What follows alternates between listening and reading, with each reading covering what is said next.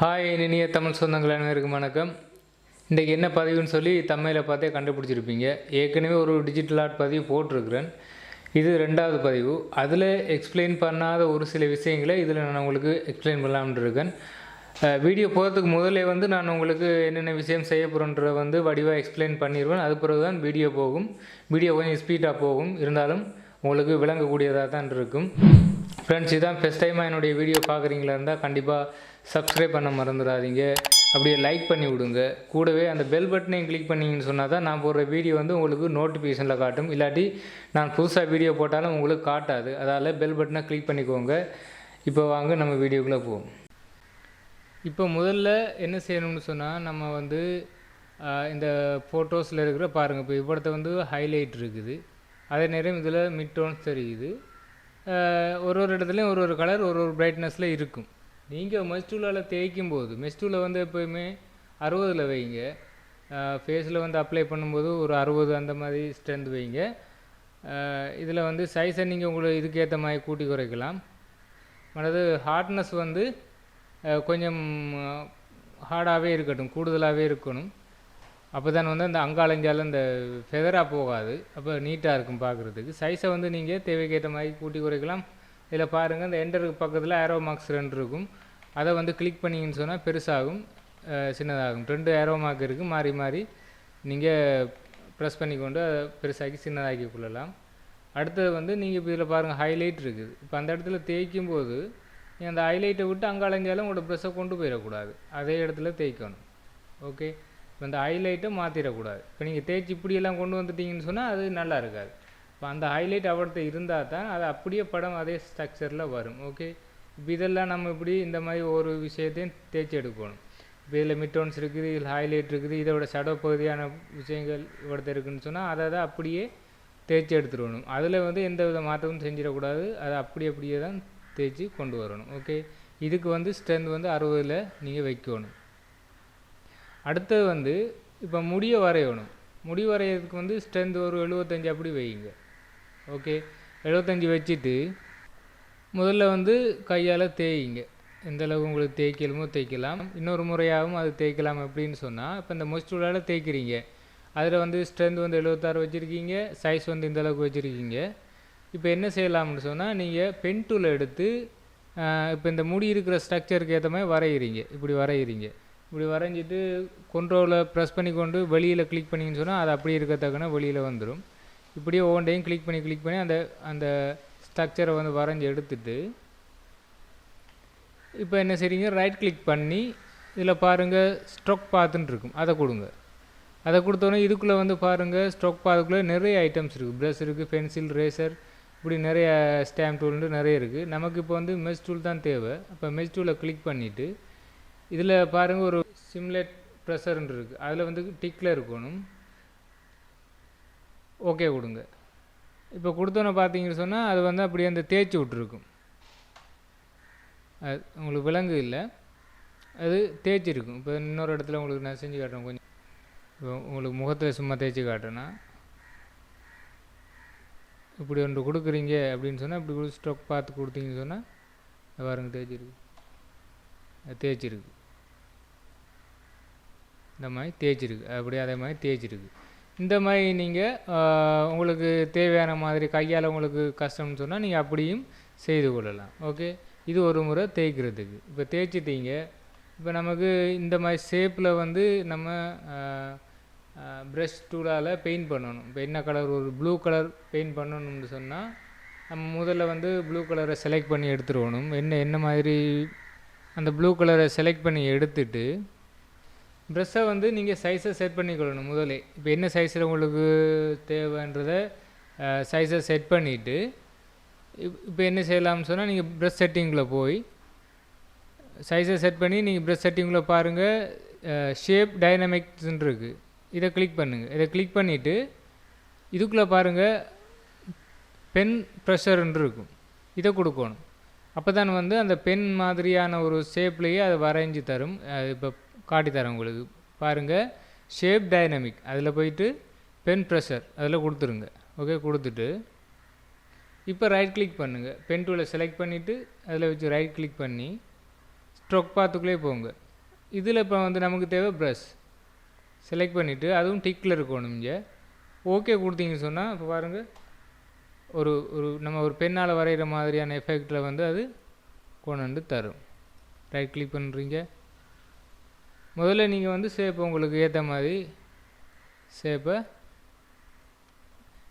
என்ன கலர் வேணாலும் கொடுக்கலாம். முதல்ல கலரை செலக்ட் பண்ணிவிட்டு இப்போ இதில் வந்து ஜெலோ இல்லாட்டி இந்த மாதிரி கலர் கொடுக்க போகிறீங்கன்னு சொன்னால் கலரை செலக்ட் பண்ணியாச்சு, ப்ரஷ் சைஸை செலக்ட் பண்ணியாச்சு.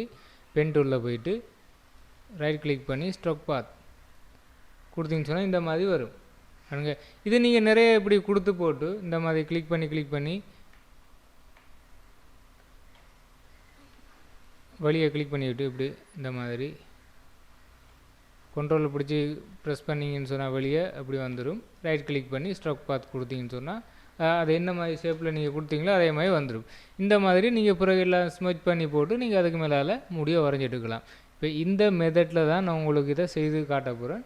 அது அப்படியே பின்னுக்கு பார்த்து கொண்டே வந்தீங்கன்னு சொன்னால் விளங்கும். கொஞ்சம் ஸ்பீடாக போகிறதால தான் நான் உங்களுக்கு முன்னுக்கு வந்து இதை எக்ஸ்பிளைன் பண்ணுறேன். அப்போ வந்து உங்களுக்கு ஈஸியாக இருக்கும். ஓகே, இப்போ வாங்க பார்ப்போம்.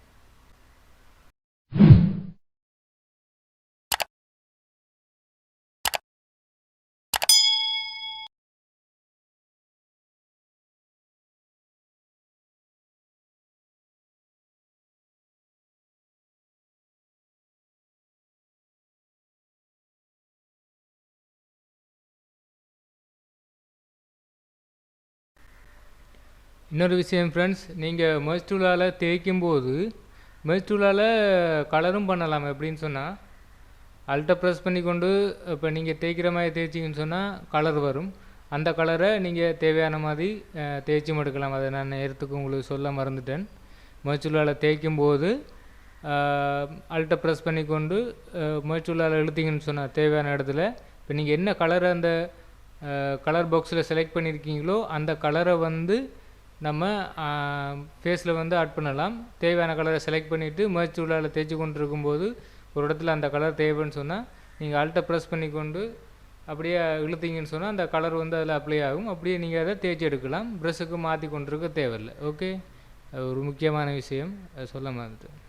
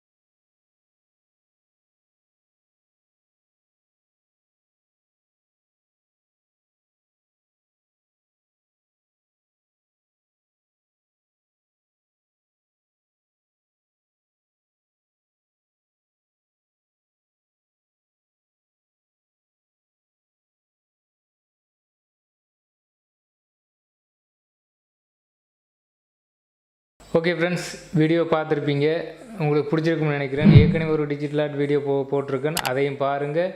இதையும் பார்த்தீங்கன்னு சொன்னால் உங்களுக்கு டிஜிட்டல் ஆர்ட்டை பற்றியான ஒரு முழுமையான விளக்கம் கிடைச்சிரும். நீங்களும் போய் ட்ரை பண்ணி பாருங்கள். உங்களை இன்னொரு நல்ல ஒரு வீடியோவில் சந்திக்கிறேன். ஓகே, பாய்.